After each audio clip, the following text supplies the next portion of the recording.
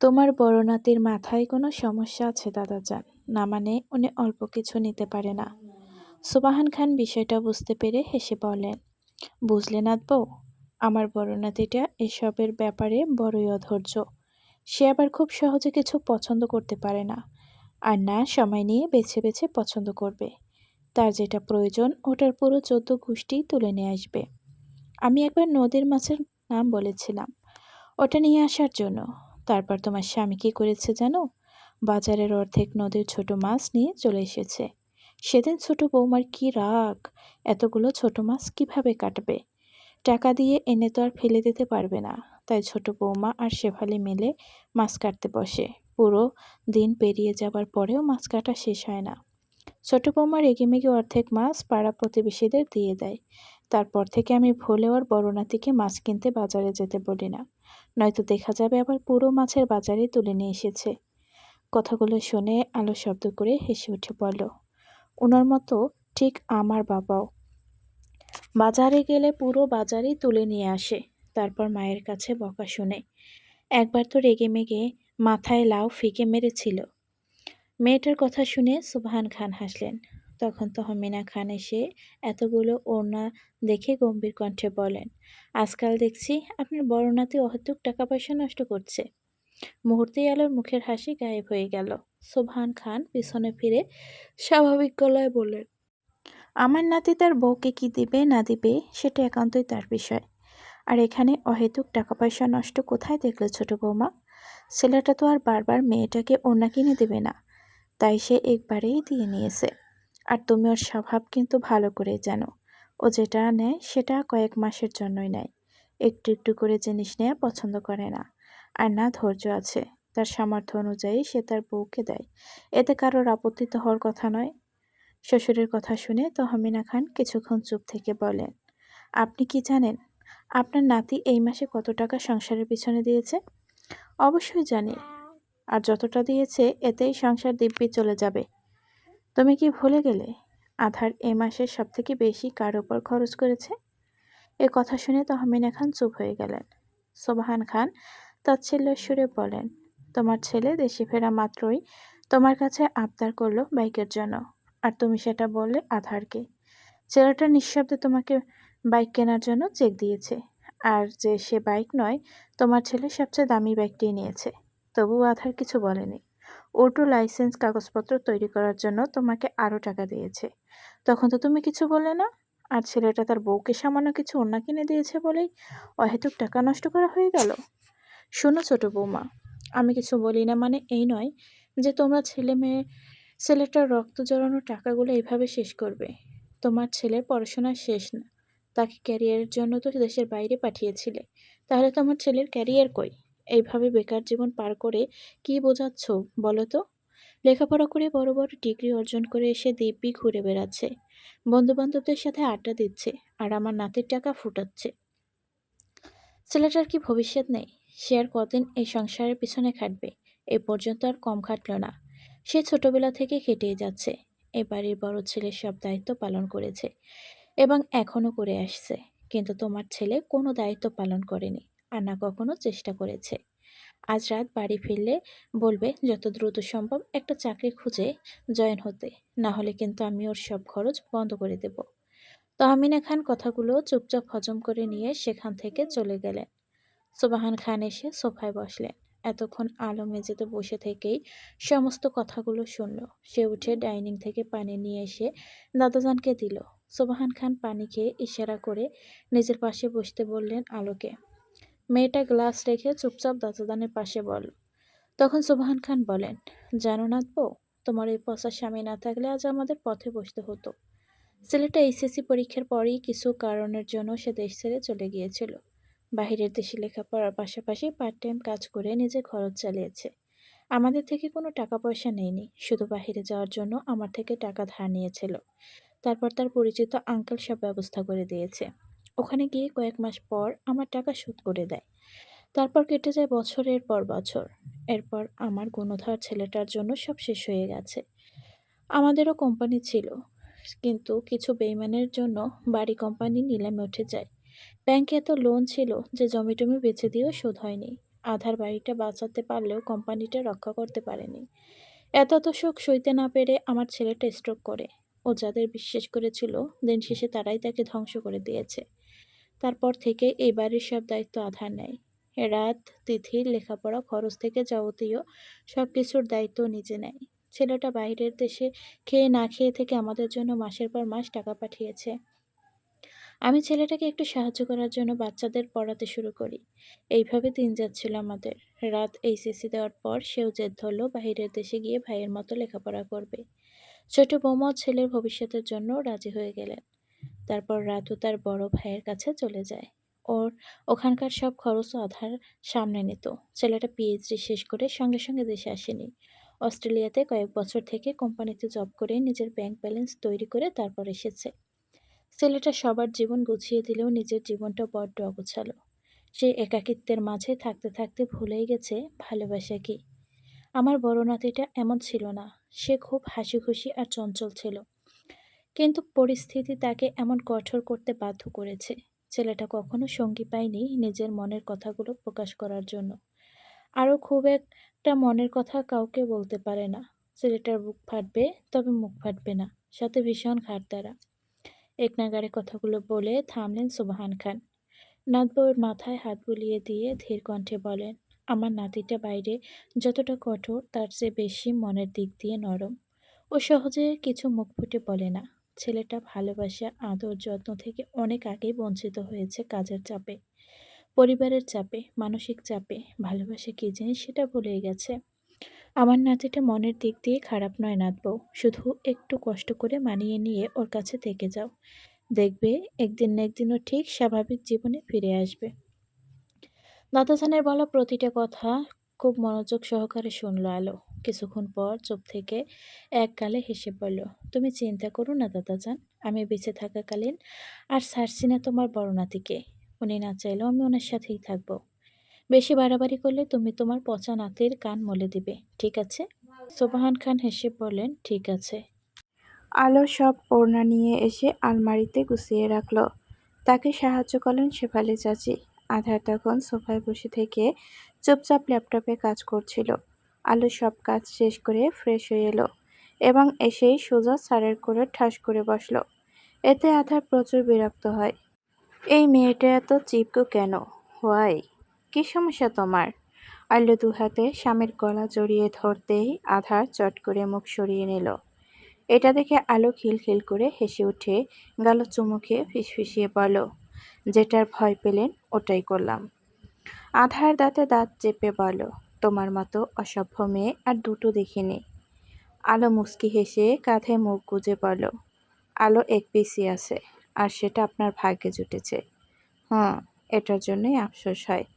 তোমার মতো পাগল মেয়ে আমার জীবনে না এলেই ভালো হতো।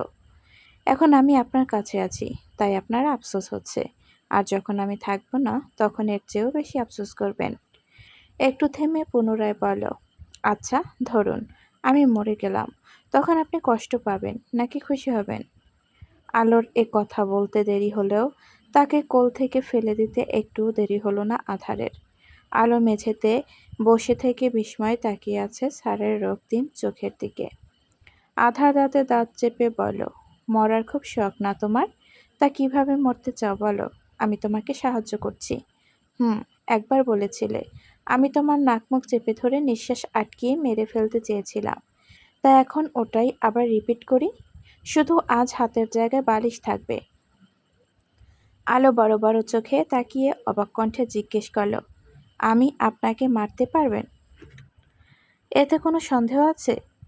আলো কিছুক্ষণ চুপ থেকে উঠে গিয়ে বিছানা থেকে বালিশ নিয়ে এসে স্যারের সামনে বাড়িয়ে ধরে বলল, ঠিক আছে, প্রমাণ দিন। আধার অদ্ভুত চোখে তাকায়। এই মেয়েটার মাথায় নির্ঘাত কোনো সমস্যা আছে। সে বালিশ নিয়ে ওটা আবার ছুঁড়ে মারল মেয়েটার মুখে। আমার চোখের সামনে থেকে সরো, নয়তো থাপ্পড় খাবে। আলো নিচ থেকে বালিশ তুলে হেসে বলল, আমি জানি আপনি কখনোই আমাকে আঘাত করতে পারবেন না।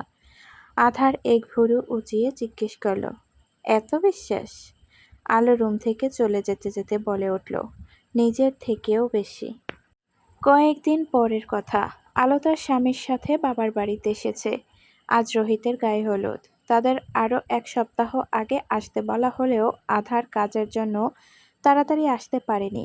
আর না একা একা আলোকে পাঠিয়েছে, সে নিজের সাথে করেই নিয়ে এসেছে। পুরো বাড়িতে হালকা ডেকোরেশন করা, ঝাঁকঝমকভাবে বিয়েটা না হলেও সকল পরিচিত আত্মীয়স্বজন ও পাড়া প্রতিবেশী দাওয়াত করেছে। বাগানে রোহিতের গায়ে হলুদের আয়োজন করা হয়েছে। চারিদিকে বাচ্চারা ছোটাছুটি করে খেলাধুলা করছে, আর কাজিন বন্ধুবান্ধব রোহিতকে হলুদ দিয়ে ভূত বানাতেই ব্যস্ত। ছেলেটা আজ ভীষণ খুশি। সে জানত মেঘলা তাকে পছন্দ করত, আর সে নিজেও মনে মনে ভালোবাসত মেয়েটাকে।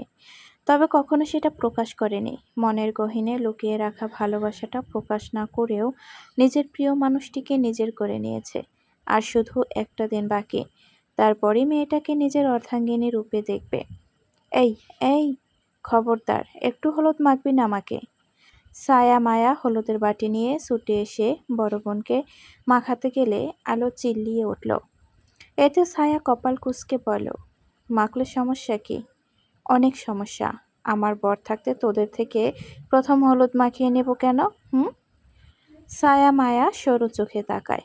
আলো মুখ ভেংচি কেটে ছোট বোনের হাত থেকে হলুদের পাত্রটা নিয়ে বাহিরে যেতে যেতে ভাব নিয়ে বলল, মৈমর পিয়ারের স্বামীর থেকেই হলুদ মাখায় দিমু। হুম। ছায়া আফসোসের সুরে বলল, আজ একটা পেয়ারের স্বামী নেই বললে। আলো বাইরে এসে এদিক ওদিক তাকিয়ে স্যারকে খুঁজল। এই লোকটা আবার কোথায় হাওয়া হয়ে গেল কে জানে। তবে তাকে আর বেশিক্ষণ খুঁজতেই হলো না। ওই তো একটা নিরিবিলি জায়গায় গাছের নিচে পায়ের ওপর পা তুলে চেয়ারে বসে থেকে ফোন টিপছে। পরনে কালো শার্ট প্যান্ট। সবাই হলুদ সাদা পাঞ্জাবি পরলেও লোকটা পরেনি। আধারের মনোযোগ নষ্ট হয় নুপুরের রিনঝিন মৃদু শব্দে। সে ফোনের স্ক্রিন থেকে নজর সরিয়ে মুখ তুলে সামনে তাকায়। পাজি মেয়েটা হাসি মুখে তার দিকে হেঁটে আসছে। পরনে কাঁচা হলুদের শাড়ি, যেটা বাঙালিয়ানের মতো করে পরেছে। কানে গলায় কাঁচা ফুলের গহনা, মাথার চুলগুলো খুব সুন্দর করে উঁচিয়ে খোপা বাঁধা। তার চারিদিকে বেলি ফুলের মালা পেঁচিয়ে রাখা। কানের পাশে দুটো হলুদ গোলাপ গুজে রাখা। দুই গালের পাশে ছোট চুল ছেড়ে দেওয়া, আর কপালে টিকলি আর 2 হাত ভর্তি চুড়ি।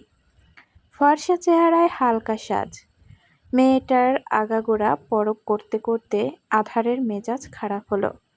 এই মেয়েটা এত সেজেছে কেন? নাকি কোনো মতলব আছে? এই যে মাস্টারমশাই, আমাকে কেমন লাগছে? আলো কাছে এসে হাসি মুখে জানতে চাইল। আধার ফোন পকেটে ভরে উঠে দাঁড়িয়ে কোনো বার্তা ছাড়াই মেয়েটার কানের পাশে গুজে রাখা দুটো গোলাপ ছিনিয়ে নিয়ে অদূরে ছুঁড়ে মেরে বলল, একদম বাজে। আলোর ঠোঁটের কোণ থেকে হাসি গায়েব হয়ে গেল। সে কয়েকবার চোখের পলক চাপটিয়ে নিজের খারাপ লাগাকে লুকিয়ে রেখে শান্ত গলায় বলল, সবাই আমার প্রশংসায় পঞ্চমুখী হলেও এই আপমিটার চোখে কখনো সুন্দর হতে পারলাম না। আধার কপাল কুঁচকে জিজ্ঞেস করল, আজ তোমার গায়ে হলুদ? না। তাহলে পেতনির মতো সেজেছ কেন? কেন আবার? ছেলেদের পটানোর জন্য। আলো সোজাসাপটা জবাব দিল। আধার কিছুক্ষণ চুপ থেকে বিড়বিড় করে বলল, যেই ছেলের মানসিক সমস্যা আছে ওই ছেলেই তোমার ভূতের মতো রূপ দেখে গলবে। আলো বিরক্ত হয়। নিজের হাতের হলুদের বাটি এগিয়ে দিয়ে বলল, আমাকে হলুদ লাগিয়ে দিন। আধার মুখ সরিয়ে নিয়ে বলল, পারবো না। আপনি এত আনরোমান্টিক কেন? আলো চোখ মুখ কুঁচকে বলল। আধার তড়ক করে মেয়েটার দিকে তাকিয়ে হলুদের বাটি নিয়ে পুরোটাই আলোর মাথার উপর ঢেলে দিয়ে বলল, রোমান্টিকের প্রমাণ পেলে? আলো এক মুহূর্তের জন্য বাকরুদ্ধ হয়ে গেল। দূর থেকে এই দৃশ্য দেখে ছায়া খিলখিল করে হেসে উঠে আপুর উদ্দেশ্যে বলল, নাও নাও, আরো বেশি করে স্বামীর থেকে হলুদ মাখিয়ে নাও। আলোর শরীর রাগে জ্বলে উঠল। সে হিসিয়ে বলে উঠল, আপনাকে আমি গোবর মাখাবো। আধার বাঁকা হেসে সামান্য ঝুঁকে ফিসফিসিয়ে বলল, আর আমি আপনাকে খাওয়াবো। আলো যত দাঁত পিষে সেখান থেকে হনহনিয়ে চলে গেল বাড়ির ভেতর। দুপুর হয়ে আসায় আধার রুম এসে দরজা বন্ধ করে শার্টের বোতাম খুলতে লাগলো। আগেরবার সিঙ্গেল বেড থাকলেও এবার মতিউর রহমান নতুন করে বেড বানিয়ে মেয়ের ঘরে দিয়েছে, যেন দুজনের কোনো অসুবিধে না হয়। আধার শার্ট খুলে পাশে ফিরতে হার্টবিট থেমে গেল। ওয়াশরুমের দরজা খুলে বেরিয়েছে আলো। পরনে এলোমেলো চেরি রঙের জর্জেট শাড়ি, লম্বা আঁচল কাঁধে তুলে রাখায় সাদা দপদপে পেটের অর্ধেক অংশই দৃশ্যমান, যেখানে তার ওই দিনের চিমটি দেওয়ার হালকা দাগ এখনো রয়েছে। ভেজা চুলগুলো থেকে টপ টপ করে পানি পড়ছে। সদ্য গোসল করা রমণীকে দেখতে অনেক স্নিগ্ধ লাগছে। আলো তোয়ালে দিয়ে মাথার চুলগুলো মুছতে মুছতে সামনে তাকাতেই কপাল কুঁচকে গেল। তবে কিছু না বলে পাশ কাটিয়ে বারান্দায় চলে যাওয়ার সময় শুনতে পেল, শাড়ি ব্যতীত তোমার অন্য ড্রেস নেই? আলো পিছনে ফিরে জবাব দিল, অবশ্যই আছে, কিন্তু কেন? আপনি পরবেন? আধা শান্ত গলায় বলল, শাড়ি চেঞ্জ করে গাউন নয়তো থ্রি পিস পরো। সকালে আমি আপনাকে পাঞ্জাবি পরতে বলেছিলাম, কিন্তু আপনি আমার কথা শুনেননি, তাই এখন আমিও আপনার কথা শুনবো না। আমার যেটা ইচ্ছে সেটাই আলো সম্পূর্ণ কথা শেষ করতেই পারল না। তার আগেই অনুভব করলো তার শরীর থেকে শাড়ি খুলে গেছে। আলোর আগে চিল্লিয়ে উঠল, এই, আপনার সমস্যা কি বলুন তো? আমার সব কিছুতে আপনার এত আপত্তি কিসের? আধার জ্বরের বেগে তেড়ে এসে মেয়েটার জ্বর শক্ত করে চেপে ধরে হিসহিসিয়ে পড়ল। আওয়াজ একদম নিচে। আলোর গাল বেয়ে অশ্রু গড়িয়ে পড়ল। আধার চোয়াল ছেড়ে দিয়ে পিছনে ফিরে গম্ভীর কণ্ঠে বলল, আমি চাই না কেউ তোমার দিকে বাজে নজর দিক। আলো নাক টেনে ঝাঁঝালো কণ্ঠে বলল, সেটা তো ভালো করে বলতে পারতেন। আমি ভালো কথা বলতে পারি না। হ্যাঁ, সেটা কেন পারবেন? আপনি তো পারেন শুধু রাগ দেখাতে আর ধমকাধমকি করতে। আমি এমনই। আমি এমনই। আলো মুখ ভেঙচিয়ে পড়ল। আধার ঘাড় ঘুরিয়ে তাকাতেই আলো চুপচাপ এগিয়ে এসে আলমারি খুলে সালোয়ার কামিজ নিয়ে ওয়াশরুমে চলে গেল। আধার ফ্লোরে পড়ে থাকা শাড়িটার দিকে তাকিয়ে থেকে আনমনে বলে উঠল, দিন দিন আমি এত রুড হয়ে যাচ্ছি কেন? হোয়াই? দুপুরে সবার খাওয়া দাওয়ার পালা শেষ, কিন্তু আলো এখনো খায়নি। সে 2 হাত ভর্তি মেহেদি দিয়ে টই টই করে ঘুরে বেড়াচ্ছে। সবার মেহেদি দেওয়ার কথা রাতে থাকলেও সে আগেভাগেই দিয়েছে, নয়তো দেখা যেত মেহেদি হাতের বদলে বিছানার চাদরে লেপটে গেছে। তারপর মায়ের বকুনি ফ্রি। আলো রান্নাঘরে উকি দিয়ে দেখল সবাই কাজে ব্যস্ত, তবুও সে তার মায়ের উদ্দেশ্যে বলল, মা, খুব খিদে পেয়েছে, একটু খাইয়ে দাও না। রান্নাঘর থেকে আলিয়া রহমানের কণ্ঠস্বর ভেসে এলো, কেন, তোমার হাত নেই? আছে তো, কিন্তু হাতে মেহেদি দেওয়া। বলেছিলাম না, মেহেদি দেওয়ার আগে খাবার খেয়ে নাও? তখন খিদে পাইনি তো। তাহলে এখন উপোস করে বসে থাকো, আমি কাজ শেষ করে আসতেছি। তুমি আমার মায়ের থেকে প্রতিবেশী আন্টি লাগো বেশি। আলো বিরক্তিতে চোখ মুখ কুঁচকে ড্রয়িং রুমে এসে সোফায় বসল। তখন খেয়াল করলো আধার স্যার রান্নাঘরের দিকেই যাচ্ছে। এটা দেখে সে গলা উঁচিয়ে বলল, ওই স্যার, কী লাগবে আমাকে বলুন, আমি এনে দিচ্ছি। আধার ঘাড় ঘুরিয়ে এক ভুরু উঁচিয়ে জিজ্ঞেস করল, তা কি দিয়ে এনে দেবে? পা দিয়ে? আলো চোখ মুখ কুঁচকে বলল, আপনিও আমার স্বামীর থেকে বেশি প্রতিবেশী কাকু লাগেন। তুমিও বউয়ের থেকে বেশি প্রতিবেশীর জগরুটে মহিলা লাগো। এ কথা বলে আধার রান্নাঘরে চলে গেল। আর আলো সোফায় 2 হাত মেলে দিয়ে পিছনে মাথা ঠেকিয়ে চোখ বুজে বিড়বিড় করল, সব কাটামের জাফরের দল। কিছুক্ষণ পর নাকে পোলাও ও মাংসের ঘ্রাণ আসতেই আলো চট করে চোখ মেলে তাকায়। সোজা হয়ে বসতেই খেয়াল করলো আধার স্যার খাবারের প্লেট নিয়ে তার পাশেই বসেছে। এটা দেখে মুহূর্তেই খুশি হয়ে গেল। সে আরও এগিয়ে এসে 2 পা তুলে সুন্দর করে স্যারের সামনে বসলো। আধার কিছু না বলে চুপচাপ মেয়েটাকে নিজ হাতে খাইয়ে দিতে লাগলো, আর মাঝে মধ্যে টিস্যু দিয়ে ঠোঁটের কোণা মুছে দিতে থাকে। দূর থেকে এই দৃশ্যটা মতিউর রহমান দেখে মুগ্ধ হলেন। তার মেয়েটা খেতে খেতে বকবক করছে, আর ছেলেটা মনোযোগ সহকারে শুনছে। মাঝে মধ্যে তেরা জবাব দিলে মেয়েটা গাল ফুলিয়ে রাখছে, আবার পর মুহূর্তে স্যারকে জ্বালাতে শুরু করলো।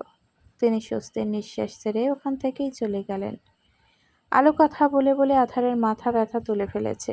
আধার দাঁতে দাঁত চেপে সব বকাবকি মুখ বুজে সহ্য করে নিল।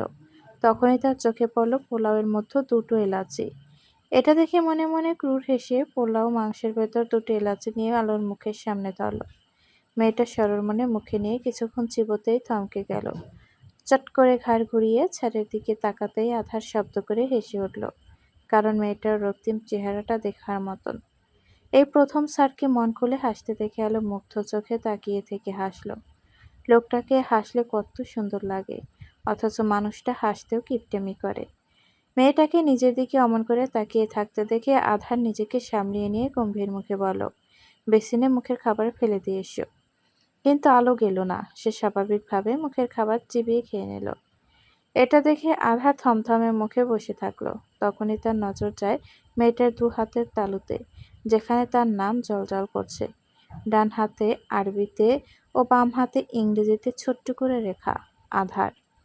স্যারের নজর খেয়াল করে আলো নিজের হাতের দিকে তাকায়, তারপর হাত দুটো পিছনে আড়াল করে নিল। এটা নিয়ে না আবার লোকটা তাকে কিছু বলে, কিন্তু আধার কিছুই বলল না, চুপচাপ তাকে খাইয়ে দিতে থাকলো। রাতের বেলা সব কাজিনরা মিলে ঠিক করেছে আজ ছাদে শোবে, কারণ এতগুলো মানুষের রুমে জায়গা হবে না। তাই ছাদে দুই পাশে বিছানা পাতা হয়েছে। এক পাশে থাকবে ছেলেরা ও অন্য পাশে থাকবে মেয়েরা। ছায়া মায়া আগেই চলে গিয়েছে। আলো নিজের বালিশ বগল দাবা করে ললিপপ খেতে খেতে করিডোরে দিয়ে যাচ্ছিল, উদ্দেশ্য সিঁড়ি বেয়ে ছাদে যাওয়ার। আধার ছাড় এসব পছন্দ করেন না, তাই ওনাকে নিজের পুরো রুমটাই ছেড়ে দিয়েছে। আজ বদমাশ লোকটা থাক একা।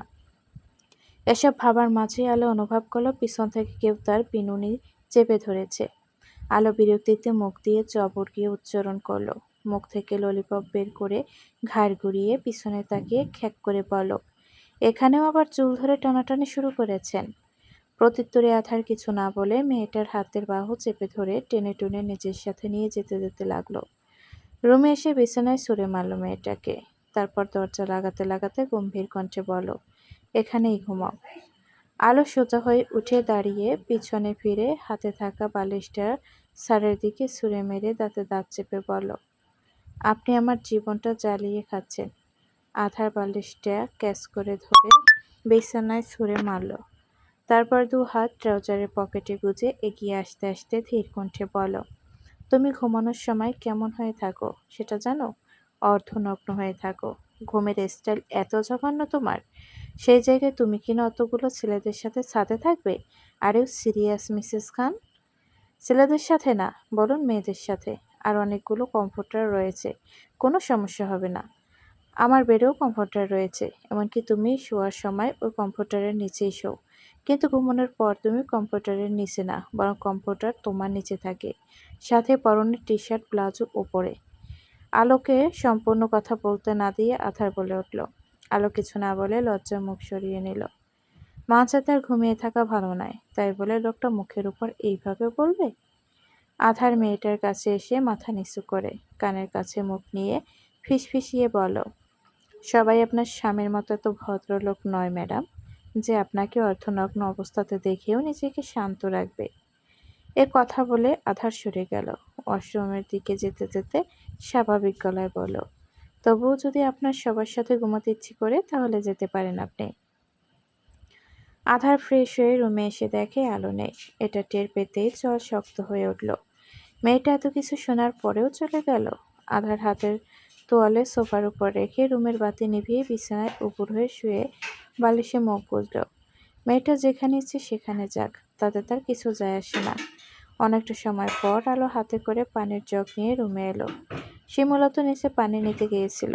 রাতে যদি পিপাসা লাগে তখন দরজা ভেতর থেকে বন্ধ করে টি টেবিলের উপর জগ রেখে বিছানায় এলো।